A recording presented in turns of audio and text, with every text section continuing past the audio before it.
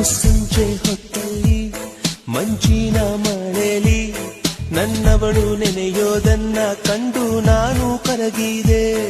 ಅವಳಂದ ಚಂದವ ಒಂದಾಗಿ ಸೇರಿಸಿ ನನ್ನೆದೆಯ ಗೂಡಲಿ ಗುಬ್ಬಿ ಹಾಗೆ ಬಚ್ಚಿಟ್ಟುಕೊಂಡೆ. ಮಳೆ ನಿಂತೋದ ಪರಿವೇ ಇಲ್ಲ, ಅಲ್ಲಿ ಏನಾಯ್ತೋ ಅರಿವೇ ಇಲ್ಲ.